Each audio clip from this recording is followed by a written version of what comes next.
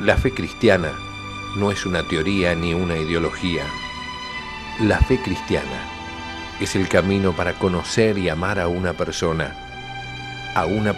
que vive, a Jesucristo.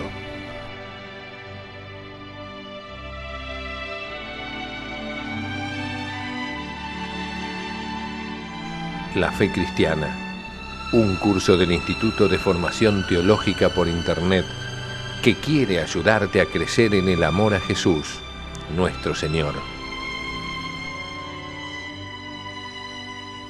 En nombre del Padre, del Hijo, del Espíritu Santo. Amén. Ave María Purísima, sin pecado concebida. Queridos amigos, nuevamente juntos haciendo este programa, que son unas clases, unas lecciones, unos temas que tienen que ver con temas que vos seguramente conocés, porque estamos hablando de los fundamentos de la doctrina cristiana, aprovechando unos trabajos realizados por profesores de la Universidad de Santa Cruz, los trabajos que están muy enfocados en el catecismo de la Iglesia Católica. Estamos desarrollando, repito, los fundamentos de nuestra fe cristiana. Hemos tratado ya todos los artículos del credo, hemos visto los sacramentos y la liturgia, y hemos comenzado lo que se entiende por la teología moral, ¿no? O sea, esa parte de la teología que estudia los actos humanos. Esto quiere decir aquellos actos que nos hacen mejores o no, aquellos actos que nos acercan o nos alejan de Dios, aquellos actos que nos llevan al cielo o nos separan eternamente de Dios. Y estamos hablando de la parte general por ahora, y vamos a hablar del pecado, y luego iremos tratando todos y cada uno de los mandamientos de la ley de Dios. Y para finalizar este curso, la fe cristiana, trataremos, igual que el catecismo, el tema de la oración. Entonces, tema 30, el pecado personal, un trabajo realizado por Pau Agullet-Simón, que el punto 1 se titula El pecado personal, ofensa a Dios, desobediencia a la ley divina. El pecado es un verdadero misterio, quizá una consecuencia de la libertad, una consecuencia de una libertad mal utilizada, y la libertad un regalo que Dios nos ha querido dejar para poder darnos el premio de la bienaventuranza eterna, el premio del cielo, poder gozar de él para toda la eternidad. Si el hombre no fuera libre, no tendría ningún mérito, no tendría por qué tener ningún premio. Entonces Dios le quiso dar la libertad. Pero la libertad que nos hace libres también contempla esta posibilidad, la posibilidad de darle la espalda a Dios, la posibilidad de desobedecerlo, la posibilidad de no seguir sus mandatos. Y esto es el pecado, ya lo iremos definiendo desde distintas perspectivas, pero básicamente es eso, una desobediencia a la ley de Dios, una desobediencia al mandato divino, es preferir la propia excelencia o la propia voluntad antes que la voluntad de Dios, ¿no?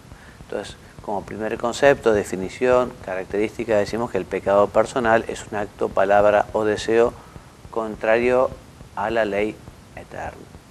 Esto que ha prescrito Dios, una ley que no es caprichosa, sino que es una ley que justamente lo que busca es la perfección, el amor.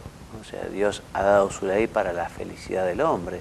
Dios ha dado su ley para la perfección del hombre. El hombre realmente llega a su autorrealización personal en la medida en que sigue la ley de Dios, ¿no? Como, no sé, si uno compra un automóvil y sigue perfectamente, digamos, lo que enseña el manual, es posible que el auto funcione bien, ¿no? Ahora, si una persona loca dice, no, a mí la nafta no me gusta, yo le voy a poner otro líquido, le voy a poner agua, o le voy a poner champagne, o le voy a poner vino en vez de nafta, bueno, no va a funcionar porque ese vehículo fue pensado para que funcione a nafta, y va a funcionar con nafta, ¿no? Y de alguna manera Dios ha pensado al hombre, le ha dado un destino, lo ha pensado ha querido que sea fiel, pero si efectivamente libremente cumple con su voluntad, sigue esta ley que ha marcado. Como te decía, por la libertad el hombre puede rechazar la ley de Dios, como un hombre puede ponerle agua al motor del auto o vino al motor del auto. El auto se le va a arruinar, se le va a romper. Lo mismo le pasa al hombre que se aleja de la ley de Dios. El hombre que se aparta de Dios por el pecado, lo que consigue es la tristeza, la frustración, ¿no? La vida se hace imposible, la convivencia es un desastre, en fin. Por eso, si uno quiere ser feliz, bueno, Dios nos ha dado un camino, Dios nos ha dado una ley. Entonces, así, si queremos ser felices, por eso, como dice aquel dicho, la felicidad del cielo es para los que saben ser felices en la tierra. Porque ser feliz en la tierra cumpliendo la ley de Dios. Cumpliendo la ley de Dios, una feliz en la tierra y feliz el día de mañana en el cielo. Bueno, entonces el pecado es un acto humano. Decimos acto humano, llamamos acto humano aquel en el que entra la libertad del hombre. La libertad del hombre. Entonces lo diferenciamos de los actos donde no ingresa la libertad. Ya veremos como sin libertad, sin discernimiento, sin voluntad, bueno, no hay pecado, ya lo veremos, ¿no? Por eso ese pecado que se hace libremente también se manifestará en actos externos, en palabras, en actos internos, en omisiones también, cuando uno tiene la obligación de realizar un acto y no lo hace por desidia, por abandono. Bien, entonces, además este acto, además de ser humano, es un acto malo. Un acto malo quiere decir que es un acto que se opone al querer de Dios, a la voluntad de Dios, a las enseñanzas de Dios, lo que nos dejó dicho en la Sagrada Escritura. Entonces, este acto malo está de alguna manera rompiendo con la regla moral, que es el fundamento de todas las demás reglas. Por eso decimos de un modo más general que el pecado es cualquier acto humano opuesto a la norma moral, esto es, a la recta razón iluminada por la fe. Ya lo hemos visto, ya hemos hablado de la conciencia y cómo el hombre tiene que seguir el dictado de su razón, de su conciencia, pero esa conciencia la tiene que formar, o sea, tiene que formarla conociendo cuál es el querer de Dios, la voluntad de Dios, cuáles han sido las enseñanzas de Dios, para poder adecuar nuestro comportamiento a esa ley de Dios, ¿no? Y la conciencia es justamente la que nos dicta y nos dice, bueno, este acto es acorde a la voluntad de Dios o es contrario a la ley de Dios, ¿no? Y uno con ese conocimiento también uno obra. Entonces se trata, por tanto, de una toma de posición negativa con respecto a Dios y en contraste un amor desordenado a nosotros mismos. Ya veremos nuevamente, lo volveré a repetir más adelante, que no hace falta querer ofender a Dios. O sea, realmente hay que ser muy malo para decir, bueno, yo hago esto para ofender a Dios, para lastimar a Dios, para molestar a Dios. Esto lo hago por rechazo a Dios. Eso es algo ya casi demoníaco, ¿no? Demoníaco. Es pecado, aunque uno no quiera ofender a Dios, pero lo está desobedeciendo. Como un hijo que también dice que no ofende a su padre, pero si le desobedece y con un comportamiento malo, también lo deshonra. Bueno, de la misma manera el hombre con Dios. Por eso también se dice que el pecado es esencialmente aversio Deo et conversio ad creaturas. Y este aversio no quiere decir una aversión, un rechazo, sino sencillamente un alejamiento de Dios, en cuanto que uno antepone un bien aparente o finito, ¿no?, que uno quiere hacer, que es contrario al querer de Dios, a su voluntad, a la ley moral. San Agustín lo describe como el amor de sí que llega hasta el desprecio de Dios, que por esa exaltación orgullosa de sí, el pecado es diametralmente opuesto a la obediencia de Jesús que realiza la salvación. Por eso el pecado es el único mal, en sentido pleno, en sentido moral, en sentido metafísico, ¿no? El único mal, porque el pecado es justamente lo que nos separa de Dios, lo que rompe la amistad con Él. Porque otro mal, por ejemplo, una enfermedad, no necesariamente nos aparte de Dios. Muchas veces la enfermedad nos une a Él, y lo que de una perspectiva meramente humana, digamos, es algo que uno no quiere, digamos, si uno de un punto de vista sobrenatural, el dolor, la enfermedad, es un misterio, ¿no? Pero cuando uno lo asume y ve en ella o en él una forma de llevar la cruz, en el dolor o en la enfermedad, una manera de unirse a Cristo, y uno acepta la voluntad de Dios, aunque no la termine de entender, pues resulta que esa enfermedad se convierte en un pasaporte al cielo. O sea, resulta que esa enfermedad, que de un punto de vista humano es un desastre, resulta que fue lo mejor que esa persona le pudo haber pasado, porque le llevó a unirse a Jesucristo, le llevó a aceptar la voluntad de Dios, le llevó a purificarse y le llevó directo a la gloria del cielo. Por eso, repetimos, el pecado es el único mal en sentido pleno. Muy bien. Clásicamente se ha definido el pecado como una desobediencia voluntaria a la ley de Dios. También recordamos que si no fuera voluntaria, si no interviniera la voluntad, tampoco sería pecado en sentido estricto, ¿no? Porque tampoco sería un acto humano, no habría libertad.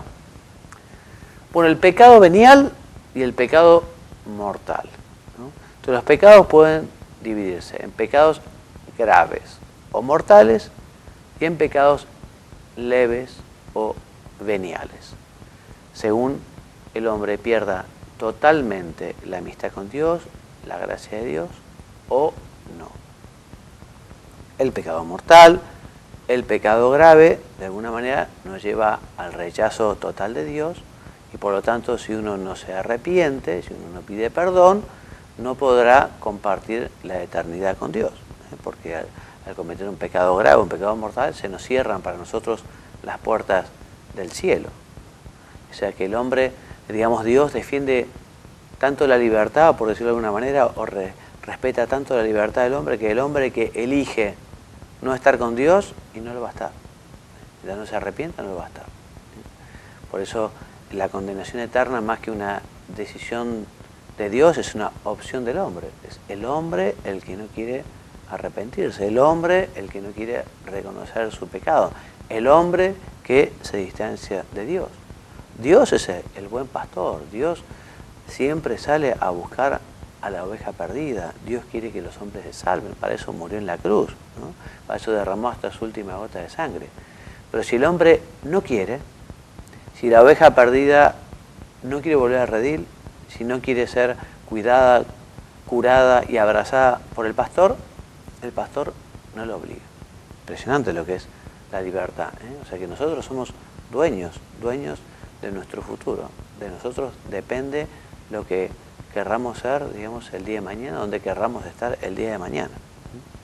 Entonces, se pueden comparar el pecado mortal y el pecado venial como lo que es la muerte y la enfermedad, ¿no? La enfermedad uno se cura, el pecado leve no nos separa totalmente de Dios, en el pecado leve no se nos cierran las puertas del cielo, en el pecado leve no perdemos la gracia santificante, en cambio en el pecado mortal se muere el alma, perdemos la gracia santificante, perdemos la amistad con Dios, perdemos la posibilidad de ir al cielo si no nos arrepentimos. El pecado mortal tiene como objeto una materia grave, no cualquier cosa es pecado mortal, habrá que ver la materia. Por ejemplo, hay temas que admiten parvedad de materia, ¿sí? O sea, quiere decir que puede ser la materia leve. Por ejemplo, robar está mal, pero distinto es robar un caramelo de un supermercado a robar quizá un camión de caudales o una fortuna. O sea, habrá que ver la materia cuándo es grave y cuándo es leve. Es todo un tema que lo explicarán los moralistas. También la persona tendrá que enterarse, bueno, pero esto es grave o esto es leve, porque a veces para pasar de grave a leve hay que ver las circunstancias. quizá el monto sea lo mismo, pero una cosa es robarle a una persona paupérrima que era lo que tenía en su latita para llevar a alimentar su familia. Una cosa es robarle a esa persona y otra cosa es quizás robar un banco, digamos, ¿no? Depende a quién se roba, quién es el que roba, la cantidad que roba, en fin, habrá que detenerse, ¿no? Lo mismo con una falta de caridad, habrá que ver. Una cosa es responder con una falta de caridad cuando uno juega al fútbol porque dio una patada, y otra cosa es quizá, sin ninguna justificación, insultar a la propia madre de una manera, ¿no? O sea, son dos faltas de caridad, pero una cosa es una cosa y otra cosa es otra cosa. Entonces, la materia, para que sea un pecado grave, un pecado mortal, tiene que ser una materia grave. Y habrá que verla, hay pecados que son siempre materia grave, pero en cambio hay otros que pueden ser grave o leve. Una mentirita es distinto que un falso testimonio por el que una persona va preso durante 20 años. Evidentemente son cosas diferentes. Entonces la materia tiene que ser grave. También tiene que haber pleno conocimiento, o sea, uno tiene que saberlo. Si hay ignorancia, habrá que ver la culpabilidad de esa ignorancia. Hay ignorancia en la cual, digamos, puede ser que no haya tenido posibilidad de conocer sobre alguna determinada cuestión, y hay otros temas que la ignorancia, digamos, hace culpable al ignorante, porque eso lo debería saber, ¿no? Además, nosotros tenemos una ley natural que sin saber mucho uno sabe. No hace falta ser católico para saber que está mal robar, mentir, sacarle la mujer al prójimo, en fin, y lo que son los mandamientos. Esa ley natural que nos orienta justamente para saber qué es lo que está bien y lo que está mal. De todas maneras, lo decíamos hace un ratito, la conciencia hay que formarla. Y si uno tiene duda, ¿y esto es pecado o no es pecado? ¿No? Uno no sabe bien. Esto es una extorsión que me está haciendo un funcionario, que me está obligando a pagar algo a lo que yo tengo derecho, o esto es algo totalmente diferente, una extorsión, y es cohecho, o es una coima, o es... Uno tiene que, en caso de duda, ya lo veíamos en algún programa, uno tiene que salir de la duda y tiene que saber bien si ese acto es inmoral, o ese acto es bueno, o ese acto es indiferente. Entonces, para que el pecado sea mortal, tiene que haber materia grave, tiene que haber conocimiento y tiene que haber también consentimiento. O sea, se tiene que querer. Si uno está dormido o sonámbulo, por ejemplo, bueno, uno no tiene un deliberado consentimiento. Está sonámbulo y uno empujó a alguien por un balcón, digamos, en fin, ya lo veremos. Entonces, siguiendo la tradición de la Iglesia, llamamos pecado mortal al acto mediante el cual un hombre con libertad y conocimiento rechaza a Dios, su ley, la alianza de amor que Dios le propone, prefiriendo volverse a sí mismo, a alguna realidad creada y finita, a algo contrario a la voluntad divina. Y esto puede ocurrir de un modo directo o formal. Yo directamente rechazo a Dios con el pecado de idolatría, por ejemplo, o con el pecado de apostasía o el ateísmo. Allí directamente, digamos, estoy ofendiendo a Dios en un modo directo. O también puede ser de un modo equivalente, como en los pecados de desobediencia de los mandamientos en materia grave.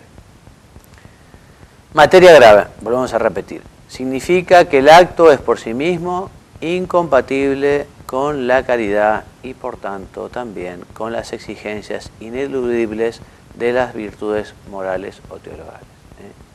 Materia grave. Pleno conocimiento o plena advertencia.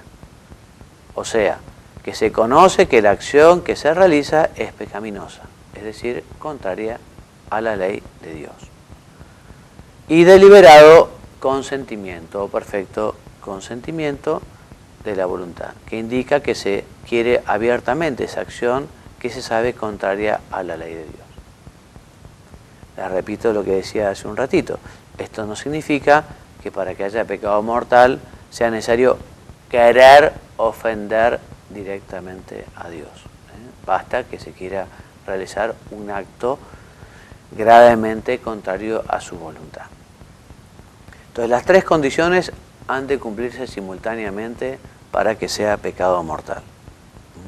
Porque si la materia es grave, pero el consentimiento no es pleno, la advertencia, ¿no?, entonces allí no es pecado mortal. Por ejemplo, cuando la materia no es grave, aunque haya plena advertencia y perfecto consentimiento, o bien cuando no hay plena advertencia o perfecto consentimiento, que se trate de materia grave. Lógicamente, si no hay advertencia y no hay consentimiento, faltan dos requisitos para que haya pecado. No habrá pecado si no hubo advertencia, si no hubo consentimiento. Bueno, ¿cuáles son los efectos del pecado mortal? Ya hemos dicho uno importantísimo, que es eso, perder la amistad con Dios, se nos cierran las puertas del cielo. Ahora lo vamos a decir con orden. Entonces, el pecado mortal entraña la pérdida de la caridad o amistad con Dios, la privación de la gracia santificante. Si decía la Escritura, decía nuestro Señor, la vid tiene que estar unida al sarmiento, ¿no? Si se corta, bueno, el sarmiento unido a la vid, mejor dicho, ¿no? O sea, el fruto unido al árbol, entonces las uvas unidas a la planta, ¿no? Ahora, si se corta la rama, entonces aquel gajo se termina secando. Lo mismo nos pasa a nosotros. Si nosotros cortamos la amistad con Dios, con un pecado grave, entonces nos terminamos muriendo, nos morimos al separarnos. Entonces perdemos la gracia santificante de la amistad con Dios. Si no es rescatado por el arrepentimiento y el perdón de Dios, causa la exclusión del reino de Cristo y la muerte eterna del infierno, enseña el catecismo. Por eso, si tenemos la desdicha de cometer un pecado grave, un pecado mortal, es muy conveniente hacer un acto de contrición perfecto, que tendrá justamente por ser perfecto también el interés de confesarse cuanto antes, ¿no? Pero si uno hace un acto de contrición perfecta, con esa intención de confesarse cuanto antes, uno recupera la amistad con Dios. Recupera también los méritos, recupera también la posibilidad de ir al cielo. Por eso es una idea equivocadísima decir, bueno, ya que estoy en pecado mortal, hasta que no me confiese. No, pedir perdón, hacer un acto de contrición perfecta y hacer el propósito de confesarte cuanto antes, y así recuperas enseguida la gracia. También, cuando se ha cometido un pecado mortal y mientras se permanezca fuera del estado de gracia, sin recuperarla con la confesión, no se ha de recibir la comunión.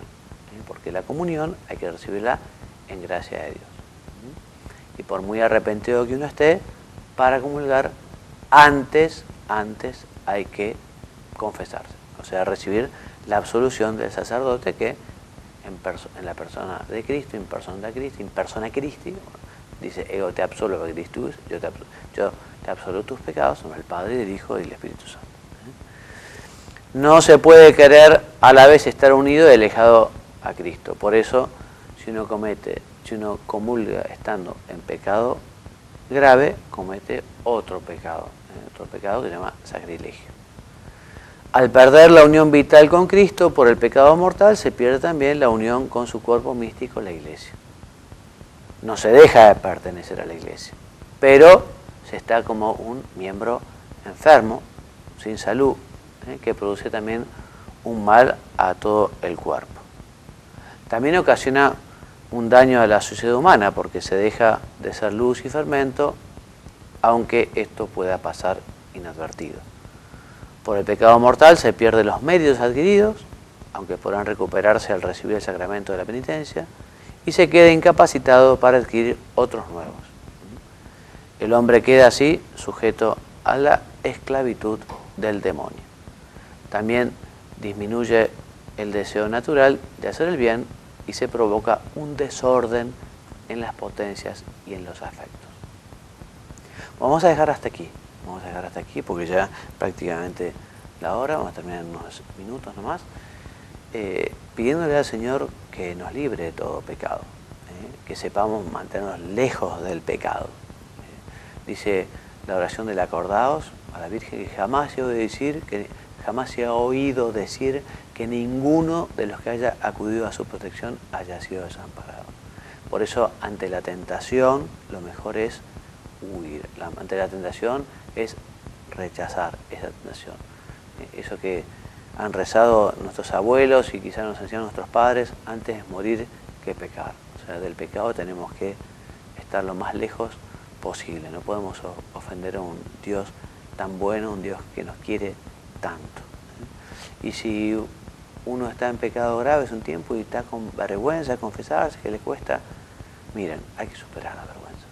Porque además el demonio es el que nos pone la vergüenza, nos la quita para ofender a Dios y después nos devuelve la vergüenza para que no nos acerquemos a confesarnos. Acerquémonos a confesar, nos van a recibir con mucho cariño siempre, nos van a animar, nos van a devolver la gracia de Dios, vamos a sentirnos limpios, puros, nos va a dar ganas justamente de seguir mejorando y luchando. No nos dejemos atrapar por la vergüenza. Bueno, hasta aquí llegamos. Gracias por la compañía y si Dios quiere, la semana que viene continuamos con este tema del pecado y concretamente vamos a hablar un poquito del pecado venial para seguir avanzando. Me despido enviándoles la bendición. Que Dios los bendiga y los haga muy santos. Amén. Muchas gracias.